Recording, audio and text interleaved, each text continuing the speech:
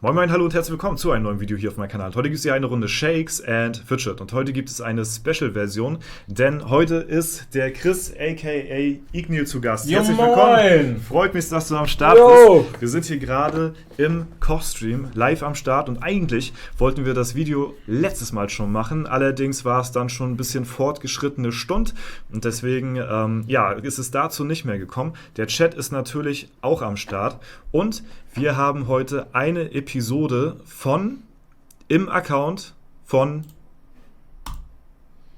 Ignil. Ja, das wollten wir nämlich letztes Mal schon machen. Ja. Und der Chris hat, denke ich mal, auch einiges zu erzählen über sich und seinen Char. Er über seinen Char jetzt in dem Video, sonst würde das Ganze ausarten hier. Ja, wahrscheinlich ist es wirklich so. Und es gibt ja einiges zu berichten gerade. Die Ereignisse überschlagen sich, so würde es Herr Newstime formulieren. Wir haben momentan gerade hier Dr. Darm, der kürzlich auf Stufe 800 gepusht hat. Man sieht das Ganze hier auch nochmal in den Statistiken. Das ist echt noch nicht alt, das ist noch nicht lange her. Wir haben hier einen Push. Wann war das? Gar nicht lang her, vor ein paar Tagen. Ne? Das war Montag diese Woche, glaube ich, gewesen. Ne? Am 8. war das. Am 8. war das. Von 780 auf Stufe 800. Glatt 20 Level hat er gemacht. Herzlichen Glückwunsch an der Stelle. Ja, auch von mir aus alles Gute, herzlichen Glückwunsch an Dr. Darm. Ich hoffe, du hörst und liest vielleicht irgendwie davon auch. Also ich gönne dir das wirklich und ich muss auch jetzt schon tatsächlich sagen, ich hätte auch schon selbst auf 800 steigen können, aber ich wollte explizit, dass du die 800 bekommst. So ein Gönner. Ja. Wirklich. Aber steckt dahinter mehr Strategie? Oder ist in der Theorie ist es wahr? Könntest du natürlich auch die 800 holen. Ja, natürlich. Ne? Weil wir sind ja jetzt im Account von Ignil drin und wer den einen oder anderen von euch Ignil noch nicht kennen sollte, was ich bezweifle, weil wir haben ja schon einige Videos zusammen und einige Streams gemacht. Er ist hier relativ unscheinbar in der Rangliste zu finden, auf, mit Stufe 760 hier irgendwo am Rumdümpeln. Ja. Mittlerweile nichts Besonderes mehr, so finde ich. Ja, so, das ist nichts Besonderes hier. Allerdings kann diese Webshop-Statistik halt eben nur gewisse Statistiken erheben, Total Stats, Einzelstats, Level und kann danach halt so ein bisschen sortieren. Aber er kann halt eben nicht tiefer in die Accounts reinschauen und jetzt wird es halt spannend. Denn Chris hatte ja schon vor einiger Zeit gesagt, dass er große Ziele hat in diesem Spiel und die Weisheiten, die von ihm stammen, zum Beispiel wie Erfahrung ist die einzige Ressource, die du dir in dem Spiel nicht kaufen kannst. Ja. Deswegen hat es den größten Stellenwert nach seinem Ermessensgrad, kommt halt alles von ihm. Und deswegen hat er sich halt eben auch auf die Reise gemacht, um der levelhöchste Spieler weltweit zu werden. Das ist das große Ziel. Und deswegen bist du heute hier, damit wir mal so ein kleines Update über deinen Char bekommen und wo du momentan gerade so stehst, was du an Dungeons offen hast, wie deine Playweise so ist. Wir haben heute jetzt schon hier alles verspielt, gerade im Stream. Kurz vor 0 Uhr. Kurz vor 0 Uhr sollte man das ja auch gemacht haben. Aber du bist ja tatsächlich auch jemand, der nach wie vor noch auf das alte Abenteuerlustsystem questet. Ja. So. Und das hat halt eben auch einen Grund.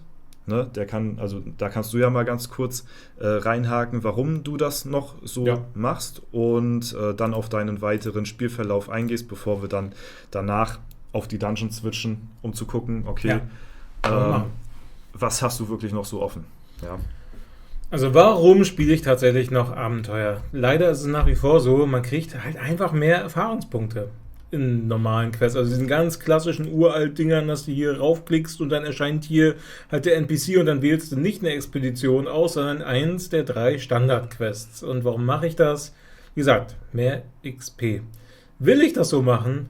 Nein, weil ich verliere ja auch eine Menge Gold dadurch, weil was man an Gold kriegt, ist vielleicht so die Hälfte, wenn überhaupt.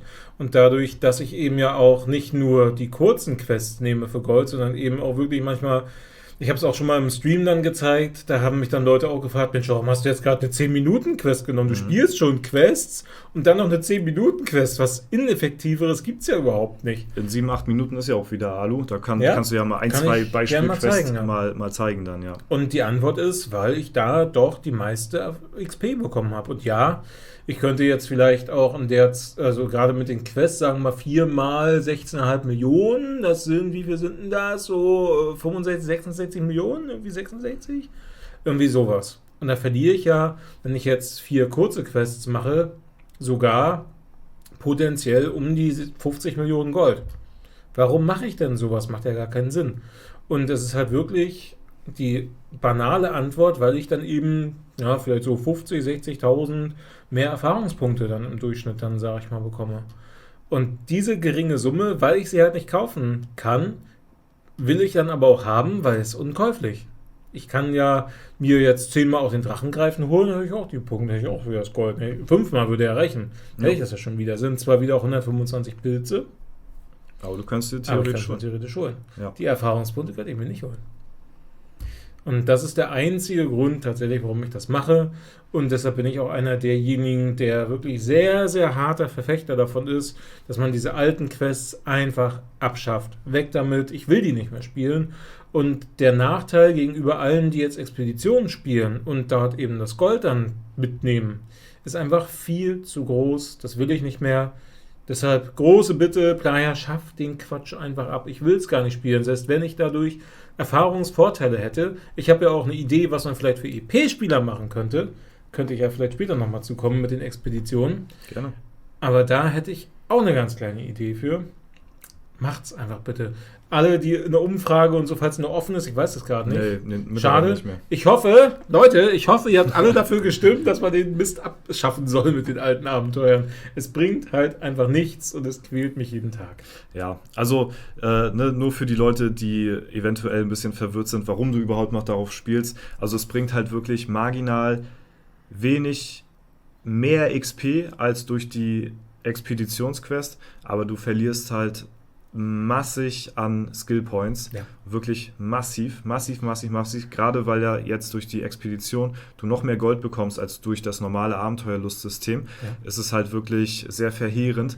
Und wenn man dann gezwungen ist, noch das alte Abenteuerlustsystem zu nehmen, ist es halt sehr frustrierend für eine Handvoll Spieler, muss man wirklich so sagen, weil es lohnt sich im Großen und Ganzen halt wirklich nicht, das alte Abenteuerlustsystem zu nehmen, weil du halt solche Stat-Punkt-Einbußen hast einfach. Richtig. Und für den 0815-Spieler wie du und mich, wir gehen halt eben auf Gold, auf Stärke, dass der Account stärker wird. Ich bin auch jemand, ich erfreue mich nicht so doll an Leveln. Klar, wenn natürlich Meilensteine da sind wie Stufe 750, 800, 900, natürlich. Aber ich erfreue mich mehr an starken Stats, an einem starken Char, weit in den Dungeons zu kommen. Sowas, das ist so mein Playstyle. Und na klar, kannst du dir in der Theorie alles Mögliche kaufen durch einen Drachengreif oder sowas dann. Das entwertet das Ganze natürlich dann schon, weil du dann halt eben einen Außenfaktor aus der Außenwelt in das Spiel mit reinbringst und das ist halt Geld. Und das ist halt dann eher ein Skill-Issue in Real Life, ob man dann halt viel Geld hat oder nicht. Genau. So, und dann kannst du natürlich dann hier schön reinpilzen und dir dann Gold holen. Und das ist halt, wie gesagt, wie Chris auch schon meinte, dann mit der XP nicht so, wodurch du halt eben irgendwo eine andere kompetitive Spielweise hast gegenüber Leuten, die halt eben auf Gold gehen und der stärkste Spieler des Servers werden wollen, statpunkt-technisch gesehen. Richtig. Ja. Und das ist ja kein richtiger Wettbewerb. Also im Endeffekt habt ein Lottogewinn, schenkt Playa 2 Millionen und ihr kriegt dafür ein paar Stats. So, aber das macht halt keinen Sinn. Playa freut sich, klar. Und wahrscheinlich lebt er durch das Spiel ein halbes Jahr noch mal mindestens länger, alleine dafür schon.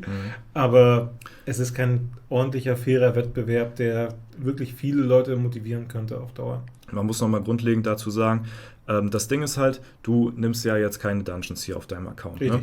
Und das hat ja auch einen bestimmten Hintergrund. Genau. Zum Beispiel Dr. Dahm hat ja jetzt hier sich kürzlich dazu entschieden, die Dungeons zu nehmen und hat halt noch mal 20 Level plus gemacht zu dir jetzt. Und da würde man natürlich meinen, auf den ersten Blick, der sich mit dem Game nicht auskennt, okay, ja krass, der zieht ja noch weiter davon.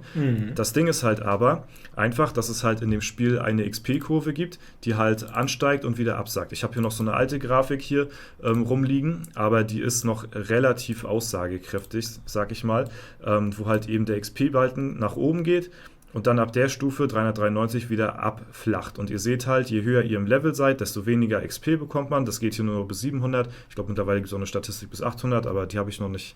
Haben wir jetzt gerade nicht am Mann. Nee. Aber ihr seht auf jeden Fall, was das Prinzip dahinter ist. Das heißt, das ist auch dasselbe Prinzip, warum Leute hier oben beziehungsweise hier anfangen, in die Dungeon-Pause zu gehen, weil sie halt möglichst viel von der guten XP noch mitnehmen wollen, weil sie möglichst langsam, es hört sich doof an, aber es ist logisch im Nachhinein, wenn man es nachvollziehen kann, sie wollen halt möglichst langsam leveln, um so lange wie möglich in dieser guten XP-Zone zu verweilen. Und was jetzt Dr. Darm gemacht hat, ist halt einfach, er ist auf Stufe 800 gegangen. Das Achievement ist ihm für immer und ewig safe. So, das hat er jetzt in der Tasche. Aber jetzt hat er halt eben den Nachteil, dass er nochmal 20 Level weniger XP dadurch bekommt, als es jetzt Ignil jetzt gerade tut. Jo. So, und vorher war es relativ knapp gewesen, muss ich sagen. Da war Dr. Darm immer relativ weit vorne gewesen und dadurch, dass er auch zwar trotzdem schon Dungeons gepusht hat, aber noch nicht so viele, jetzt aber nochmal eine Schippe draufgelegt hat, ist es halt einfach für ihn jetzt auf den Long Run gesehen einfach noch schwieriger, bei Chris halt mitzuhalten, weil Chris jetzt nochmal mehr XP halt, beziehungsweise nicht mehr bekommt, aber ins Verhältnis halt mehr, als es Dr. Darm halt tut, durch bestimmte Sachen wie, war ein Fehler? Nein, alles gut. Okay, sorry. Alles gut. Ja, wie zum Beispiel Akademie, das zeige ich immer ganz gerne.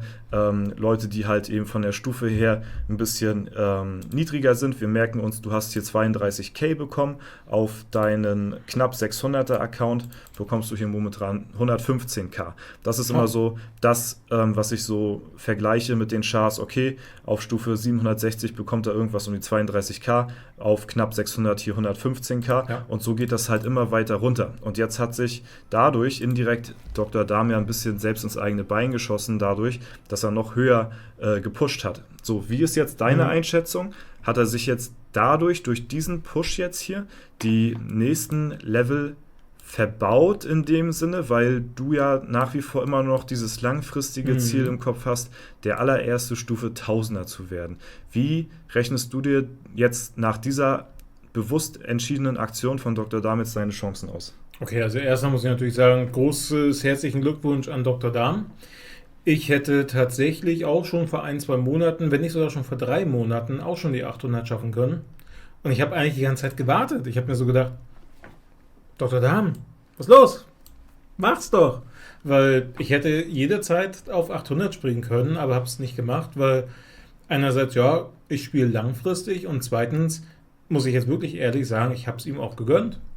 Also selten glaube ich, dass überhaupt ein Mensch sowas sagt. Erst recht, wenn man schon über jetzt 15 Jahre spiele ich dieses Spiel schon seit ein paar Tagen. Also gerade vor 3-4 Tagen habe ich also ich glaube am 11., da steht es auch in der Beschreibung, am 11.12.2010. 15-jähriges Geburtstag meines SF-Chars. 15 Jahre spiele ich das schon. Und Dr. Darm wollte ja wahrscheinlich sehr, sehr gerne auch die 700 schon als erstes schaffen, aber der hat ihm ja Atze nochmal einen Strich durch die Rechnung damals gemacht. Der gequittet ist jetzt mittlerweile leider. Mittlerweile gequittet, ärgert mich heute noch. Ja. Also jetzt würden auch die Leute sagen, ja, warum freue ich doch, dass der gequittet hat, ein Konkurrent weniger.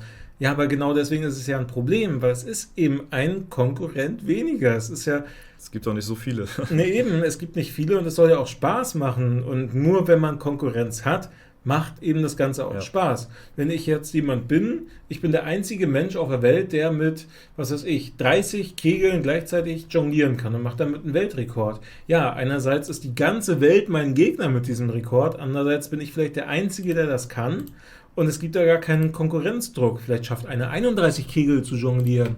Weiß ich nicht. Und deswegen ist es eben schade, wenn es keine Konkurrenz gibt, weil nur so verbessert man sich. Man motiviert sich gegenseitig ja auch, weil es eben Leute gibt, die auf dieselben Ziele hinausspielen. Und wenn es immer weniger davon gibt, hat man immer weniger Bock drauf. Und das ist halt schade. Du hattest gefragt, warum Dr. Darm so spät gepusht hat, beziehungsweise er hätte schon früher machen können. Hätte er früher machen können. Der hat noch locker In meinen Augen hat er noch mindestens 10 Level offen, die er spielen Ich glaube, er hat es extra länger rausgezogen, damit er so lang wie möglich noch auf den 20 Level niedriger questen kann.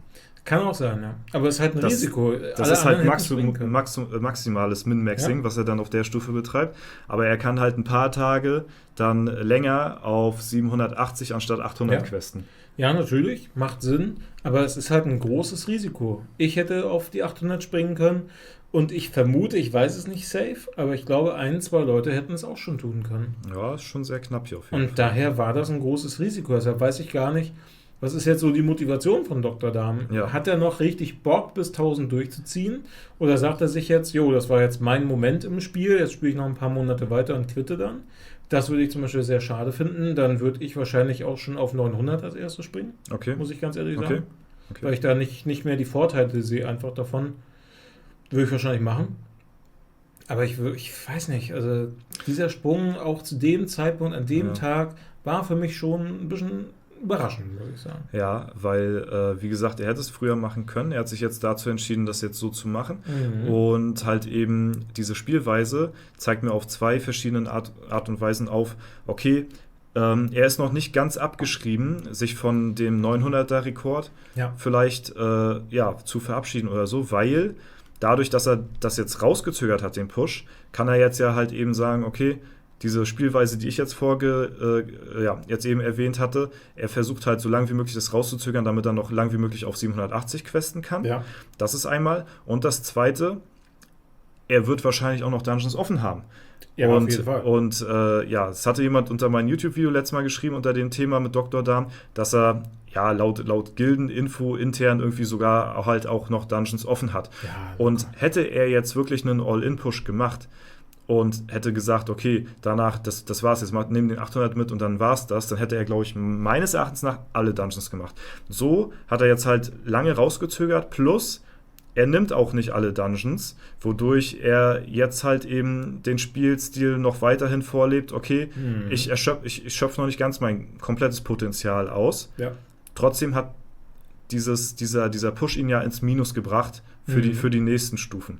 Das ist halt eine schwere Entscheidung, ob man abwägt, okay, nehme ich jetzt die 800 mit als erster Spieler weltweit, kriege einen Shoutout sogar von Shakes and Fidget auf, keine Ahnung, Social Media, Insta, Facebook und so überall, ne?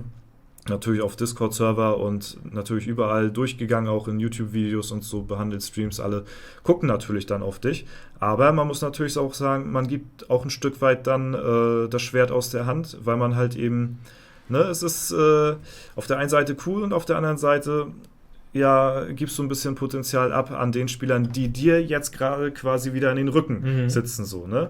Das ist ein Haifischbecken und jeder, der kleinere frisst den größeren. Das ist ein sehr der größere frisst den kleineren. So. Und es ist schon spät. Aber es ist halt wirklich ein sehr kleines Haifischbecken tatsächlich. Und ich glaube auch, dass es habt ihr das letzte Mal das gesehen hier? Muss ich nur mal kurz mal zeigen. Ja. Was wolltest du sagen? Sorry, ich wollte dich nicht unterbrechen. Also erstmal ist es ein sehr, sehr kleines Haifischbecken, wo wir uns da alle drin bewegen. Und ich kann mir auch vorstellen, dass das ein sehr, sehr gut kalkulierter Move war. Weil es ist ja so, das hat vorhin auch der Nachbar geschrieben, ab 799 ist eben das XP auf ganz, ganz vielen Ebenen nach unten gekappt. Vielleicht hat er gut nachgerechnet und gesagt, auch wenn ich jetzt pushe, schafft Igneo das trotzdem nicht vor Level 1000. Kann sein, müsste ich mal nachrechnen, weiß ich nicht. Also deshalb muss ich mal schauen, wie ich darauf reagieren werde, auf diese ganze Sache. Aber ich werde erstmal weiterspielen, gucken, was Dr. Dahm jetzt so treibt. Und dann mal schauen. Also es ist jetzt halt ein bisschen abwarten. Und wie gesagt, also jetzt ehrlich, ohne Neid irgendwas, ich freue mich für ihn tatsächlich. Er hat die 700, muss ich leider auch sagen, hat er selbst verkackt. Er hätte es auch als erster schaffen können, aber er hat sich mit diesen Dungeons damals im Rennen von Atze, also mit Atze, zu sicher gefühlt, zu früh den Push gemacht. Dann noch 1, 2 Wochen hätte er ja spielen müssen und hatte wahrscheinlich Atze unterschätzt, wie viele Dungeons der tatsächlich noch auf hatte. Und dann springt Atze auf die 700. Ja. Und ganz ehrlich, deshalb gönne ich das Dr. Dahm. Der spielt schon mindestens genauso lange wie ich, wahrscheinlich sogar noch ein Jahr länger oder so. Und der wollte immer schon irgendwie gerade so einen Meilenstein als erstes zu erreichen. Das sage ich ohne Neid, ohne alles.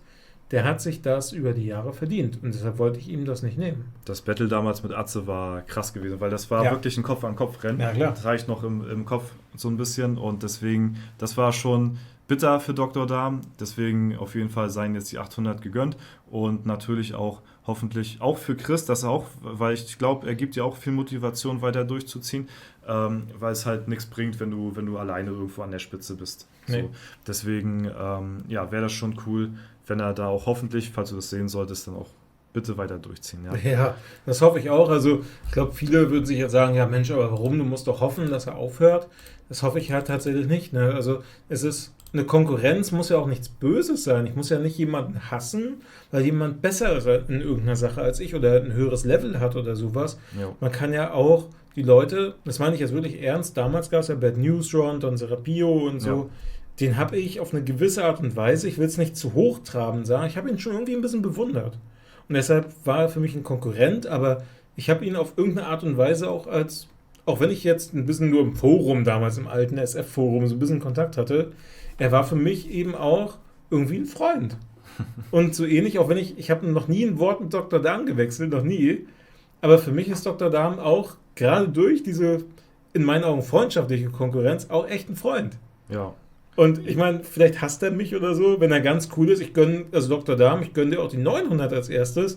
Wenn du Aber nicht die 1000. Wenn du ein richtig geiler Sportsmann bist, Dr. Dahm, und du würdest sogar noch irgendwie vielleicht einen Tag eher oder so die 1000 schaffen als ich.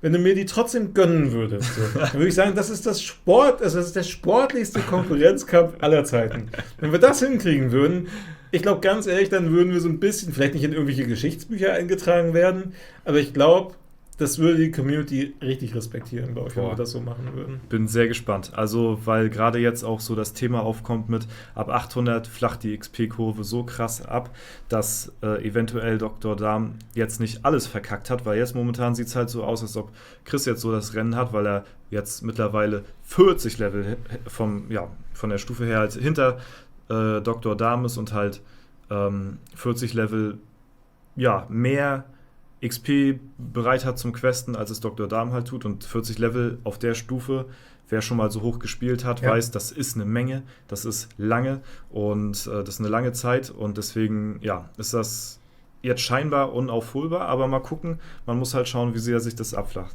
Ich sehe halt, Tim ist auch im Chat, der wird da bestimmt, der wird bestimmt da auch schon ein bisschen Infos haben, denke ich mal. Aber ich würde sagen, wir gehen jetzt aber mal wirklich auch darauf ein, wie viele Dungeons ich noch offen habe. Genau, das ist jetzt so das nächste.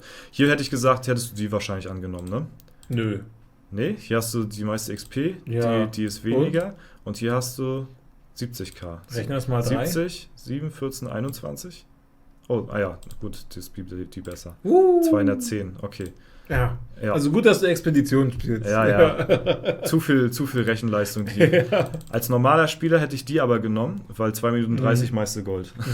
Da hätte ich gar nicht auf die XP geschafft. Als normaler Spieler, ja, genau. Ja. So. Als normaler Spieler hättest du Expedition gespielt. Ja, oder so. Wir gehen jetzt auf die Dungeons, auf das, was jeder gewartet hat hier in dem Video heute. Ja. Und zwar boom. Oha, wer hätte gedacht, die Lichtwelt ist noch offen. Oh. Was ein Noob, der hat die noch nicht mal geklärt. Alter, bin ich schlecht. Schattenwelt, Dauerschleife der Idole, tatsächlich. Geh mal auf den Sandsturm rauf. Bei mir noch gestoppt hier. Ja, also die ersten so fair bin ich. Die ersten hast du sogar noch mitgenommen. Ja, ein paar Bilder. Ein paar Bilderchen. Sandsturm. Ja, geh mal rauf. Geh mal rauf auf den Sandsturm. Geh mal rein da. Das ist halt krass, ne? Das ist halt wirklich krass. Also ich wette von euch, ich sag mindestens 80% von euch hier im Chat sind weiter als Chris. Die haben wenigstens schon den Sandsturm freigeschaltet, ja? Ja. Er hat noch nicht mal den Sandsturm freigeschaltet. Das ist halt, das ist krass. Ja, aber Lichtwelt, klar. Lichtwelt fehlt halt, ne? Kannst du raufklicken? Ja. Aber wir haben ein bisschen was offen. 9 Dungeons, noch nicht geballert. Ja. Ist ja klar. Ne? Und die sind so leicht. Ja. Das ist so gute XP. Einfach hier. Nur durchändern. Klick, klick, ja. Klick, klick, klick. Wenn du hast du dir das schon mal, jetzt kommt halt die entscheidende Frage. Ja. Hast du dir das schon mal plus minus ausgerechnet, was du, und jetzt kommt ja die Schattenwelt hier auch. Ja, klick schon mal rauf, dann kann ich ja ein bisschen drüber reden. Was du so an Level von jetzt aus gut machen würdest, wenn du alle ich sag mal, machbaren, Mhm. davon reden wir bis 0,5 bis 1% mäßigen Dungeons, so, legen würdest. Wie weit würdest du kommen? Welches Level würdest du erreichen? Und wie viele Level wären das dann? Ich sag mal so, ich habe es lange nicht gecheckt. Ich hatte das ja in meinem eigenen Twitch-Stream vor einem halben Jahr oder so mal überprüft. Da haben mir auch Leute geholfen. Ich weiß nicht mehr, wer das war, ob es Aune war oder ob es Diana war. Ich weiß es nicht mehr. Aber da waren es zu dem Zeitpunkt schon 45 Level. Zu dem Zeitpunkt, waren schon 45 Level. Mhm. Und das ist jetzt? Halbes Jahr her. Ein Da gab es halbes- noch nicht das neue Klo und alles. Ich weiß es nicht, aber so 46 bis 48 halte ich für echt realistisch. Wenn nicht sogar doch deutlich mehr. Nein. Also wenn Doch. jetzt, ne, ich glaube sogar noch mehr, weil du hast ja mit altem Equipment gerechnet. Ja. Jetzt machst du ja Stat-Punkte Mhm. noch und nöcher. Vielleicht hast du gesehen, was ich ja an Stat-Punkten gemacht Ja, habe. klar, Das hab ich kam, gesehen. das, Wahnsinn. das kam knapp an die 200k ran. Ja. Plus halt die Durchschnittsspanne auf deiner Waffe. Ja. Ich glaube, durch den Boost wirst du noch mal mehr Level machen können, als das, was Ja. du gesagt hast mit deinen 45, Ja. 46. Also dann geht das schon nachher wirklich in Richtung 50. Ja, deshalb glaube ich, dass Dr. Darm aktuell circa 12 Level schaffen wird. Noch mit dem, was er offen hat. 12 Level, sage ich. Der könnte auf 812 gehen, bin ich der Meinung. Ist jetzt grob gerechnet, aber ich vermute 812 könnte er liegen. 812. Das ist meine und Vermutung. du so ja. ungefähr, was waren das, 800? Nicht so 810, würde ich sagen. Würde ich so schaffen. Also wenn ich wirklich alles lege, vielleicht so 808, 810 irgendwo in dem Dreh. Ich habe es nicht ausgerechnet. Und damit wärst du immer noch leicht Ich wäre noch hinter. ihm. Mhm. Leicht hinter Dr. Ich hätte Darm. aber Dr. Darm die 800 schon vor 2-3 Monaten abluchsen können. Ich habe es nicht gemacht. Ich habe es nicht gemacht, weil 1000 ist das Ziel Mhm.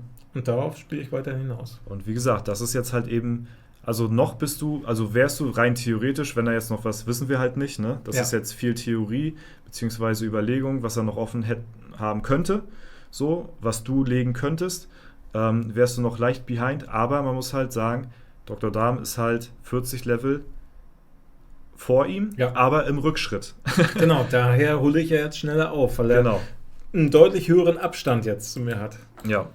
Zumindest bis Level 799. Und das könnte halt diese paar Level, Kannst könnte du auch das, machen, ne? könnte das dann wirklich auf lange Sicht dann ausmachen, denn Ja. auf den Long Run zu Stufe 1000. Richtig. Das ist sau interessant und ich glaube, das wird ein sehr interessant, also es wird wirklich ein sehr spannendes Battle werden. Es wird natürlich noch ein paar Jährchen dauern, das ist Es klar. ist natürlich ein Schneckenmarathon, ne? Das muss man ja Ja. sagen, aber irgendwann ist es soweit. Dann heißt es Hose runter und gucken, wer es am Ende schafft. Krass. Wie gesagt, wenn er ein richtig geiler Sportsmann ist, dann wird er sich sogar mit mir so ein bisschen abstimmen, dass ich es zuerst mache, weil, wie gesagt, ich habe ihm jetzt die 800 voll gegönnt. Andererseits, wenn er es nicht will, dann mal gucken. Also, ich bin auch für die Competition offen. Wie viele Jahre, also das würde ich mal ganz kurz auf den Chat nochmal eingehen, Ja, wie viele sehr Jahre gerne. schätzt ihr bis Level 1000? Ich glaube, das ist noch eine sehr, sehr lange Zeit, also mindestens 5 Jahre locker. Ja, wenn es Zwei jetzt Level sogar pro noch, mal, Monat. noch Ja, mehr okay. abflacht einfach, ne? Man muss ja sagen, es Ja. machst ja dann immer weniger XP halt, je höher Ja. du bist. Deswegen wird es noch Ja. länger dauern als das, was wir jetzt halt gesehen haben. Ne? Und eine Sache würde ich gerne ansprechen wollen. Ja. Das ist so, glaube ich, so meine, nicht Angst, aber meine Befürchtung, die ich gerade habe. Wenn du jetzt mal auf meine Statpunkte guckst. Ich meine, ich kann noch eine Menge holen. Wie ihr seht, ich habe 160 Mio noch auf der hohen Kante. Ich habe noch Equipment, viele Sachen nicht ausgetauscht. Nur die Waffe habe ich getauscht, den Rest nicht. Und da kann ich schon noch eine Menge rausholen. Aber meine große Sorge ist eben, dadurch, dass ich ja die normalen Abenteuer mache und alle anderen Spieler durch Expeditionen eben viel, viel mehr Gold kriegen, dass die normalen Spieler, die noch ein bisschen Sinn und Verstand haben, dass die einfach viel, viel schneller auch die Dungeons legen und dann in Realtime einfach so viel mehr Dungeons runternehmen als ich, dass die trotzdem eher Level 1000 erreichen können als ich, weil die einfach schneller die Dungeons legen können, als das, was mein Char eben schafft durch die Statpunkte. Ja. Das ist meine ganz, ganz große Sorge. Da würde ich mich tatsächlich über 15 bis 20, also ich rechne eher mit 20 Jahren Spielzeit, tatsächlich in 5 Jahren so mit Level 1000. Da würde ich mich ein bisschen betrogen fühlen, muss ich ganz ehrlich sagen. Daher nochmal der Appell an Playa, schafft diese verdammten Abenteuer ab. Macht, dass das Spielfeld für alle Spieler gleich ist. Und jetzt würde ich gerne nochmal einen Vorschlag in die Runde bringen. Wer mich kennt, ich habe immer irgendeine Idee auf Lager. Es gibt in den Expeditionen Schlüssel und Kisten. Was kriegt man dafür? Ja, wenn ich Gold. jetzt eine Kiste öffne. Gold und Ressourcen. Was könnte man da noch kriegen? Meinst du XP? XP. Macht doch einfach die Option, genauso wie so ein Haken, was eben diese Kisten bringen. Gold oder EP. Das heißt, dort könnte man eben noch eine zusätzliche Motivation für EP-Spieler bringen, dass man eben auf Schlüssel farmt, aber nicht eben, um mehr Gold mitzunehmen, sondern um mehr EP mitzunehmen. Ja, du kannst ja dir jetzt schon mittlerweile aussuchen, so wie du dir bei diesen Quests hier aussuchen kannst, ob du auf Gold und XP gehst, Ja. kannst du dir bei den Expeditionen auch aussuchen, gehst du auf 3 Sterne oder gehst Ja. du auf 2 Kisten. Das ist ja schon eine Art von, gehe ich auf Gold oder XP. Aber nicht stark genug. Also der Unterschied zwischen Gold und EP ist zu marginal. Wenn ich eine bewusste Entscheidung habe, jetzt noch mehr auf EP zu spielen, dann fördert man im selben Spielsystem noch mehr die EP-Spieler. Also das, was es jetzt quasi ist mit der Expedition, zwischen Ja. aussuchen 3 Sterne oder 2 Kisten, Mhm. das Ganze nochmal ein bisschen verstärken, den Effekt. Genau, dass ich halt auch auf 2 Kisten gehen kann, Ja. aber dafür eben nicht Gold kriege, worauf ich so ein bisschen pfeife, Ja, sondern mehr EP kriege. ja. Du kannst ja auch trotzdem 3 Sterne bekommen und die 2 Kisten. Genau so ist es. Das stimmt. Und dann kommt es auch wieder so ein bisschen drauf an, einerseits, wie gut bin ich tatsächlich im Spiel selbst, welche Entscheidungen treffe ich und wie richte ich eben meine komplette Strategie des Charakters aus. Das heißt, diese Entscheidung, die ich jetzt habe, treffe ich dann genau an der Stelle. Ja, interessante Idee auf jeden Fall, die du hier anbringst. Also deiner Meinung nach auf jeden Fall alte Abenteuerlustsystem entfernen, Ja, neues Abenteuerlustsystem bzw. Expedition leicht überarbeiten genau. und dann hätten wir hier einen Happy Chris. Genau. Also wenn ich schon derjenige bin, der den Grundstein für die Expedition durch meine Ideen bringe, dann auch bis zum Schluss. Ja. Das wissen ja auch viele nicht. Ja, das hatten wir vorhin auch im Stream angesprochen. Ja, der Chris hat da schon so einen wichtigen Input auf jeden Fall gegeben zum Thema Expedition. Wer Ja. damals die alten Stammtische geschaut hatte und gesehen hat, okay, das Abenteuerlustsystem interessanter gestalten. Genau. Ja. Abenteuer, das habe ich ja gesagt damals, Abenteuerlust darf auch gerne Spaß machen, runterzuspielen. Das muss nicht eine Ja. Aufgabe sein, die nervt, um so runterzuspielen. Es darf auch ein bisschen Spaß machen, darf sich ein bisschen verkürzen, darf sich einfach ein bisschen besser anfühlen zu spielen. Und hier ist es halt sehr monoton, muss man wirklich so sagen. Ne? Oh, ja. Ja, und es tut mir wirklich leid, dass du dir das noch antun musst als alter XP-Spieler. Ja. Aber irgendwann, ich glaube, es ist wirklich ein Ende in Absicht, weil, Ja. wie gesagt, jetzt kam ja die Umfrage dazu. Ich glaube, dass wir hatten zwar auf YouTube auch eine Umfrage gemacht, da haben viele auch gesagt, alte Abenteuerlustsystem behalten, aber ich glaube tatsächlich, die Masse der ist es, glaube ich, egal, einfach. Ja. Also ich hoffe, dass viele sich in der Umfrage gemeldet haben, dafür das abzuschaffen. Ja. Ich bete wirklich jeden Tag, dass ihr das macht oder gemacht habt. Wir werden es sehen. Aber ich denke, soweit haben wir erstmal alle Stichpunkte abgehakt. Ja. Und sind soweit alle Dinge durchgegangen, die jetzt essentiell waren, von Dungeons bis zu Dr. Dam, deine Einschätzung zum weiteren Verlauf, wer jetzt das Rennen machen könnte und auch einen Blick auf die Zukunft gegeben und was halt auch viele interessiert hat, wie es bei dir halt hier in den Dungeons ausgesehen hat. Ne? Und ich denke mal, da werden die Leute überrascht sein, was denn doch noch an Potenzial hier bei dir so rumliegt. Ja? Aber es trotzdem im Moment eventuell, du könntest zwar Dr. Dam überholen, aber eben eventuell sein könnte, okay, er hat auch noch was in der Hinterhand. Deswegen macht es dieses Rennen halt so verdammt spannend. Ja. Und deswegen bin ich da auch sehr gehypt drauf und wirklich sehr, sehr gespannt, wie es da bei euch in Zukunft aussieht. Deswegen würde ich sagen, switchen wir nochmal rüber hier zum Abschluss. Ja, Freunde, vielen lieben Dank, dass ihr hier das YouTube-Video geschaut habt. Geschaut habt. Ja, es ist schon spät. Aber ich bedanke mich auf jeden Fall bei jedem Einzelnen da draußen. Und natürlich auch an den Chat, der hier am Start gewesen ist. Danke an den Livestream, der hier nebenbei zugeschaut hat. War eine Live-Aufnahme. Und natürlich auch an dich, dass du hier heute am Start gewesen bist. Und natürlich hat mein Gast das letzte Wort. Ja, also was mir auch wichtig ist, das jetzt zu sagen, ist tatsächlich herzlichen Glückwunsch, Dr. Dam. Die 800, ich weiß damals mit der 700, das war Misskalkulation und echt ärgerlich für dich. Von ganzem Herzen gratuliere ich dir, das meine ich tatsächlich ernst, ohne einen Funken Neid. Du hast es dir super verdient, die 800. Ich hoffe, dass du über irgendeinen Weg, über irgendeine Art und Weise dieses Video, diese Glückwünsche von mir übermittelt bekommst. Das meine ich wirklich ernst. Das hast du dir verdient, das ist dein Moment. Aber Level 1000 bin ich da. Sehr geil. Und ich bin gespannt darauf, wer das von euch macht. Ja? Ich feuere natürlich dich an. Aber ich denke, Dr. Darm hat auch seine Fanbase da draußen. Bis dahin verabschieden wir uns. Wir bedanken uns fürs Zuschauen. Haut rein und bis zum nächsten Mal. Ciao, ciao.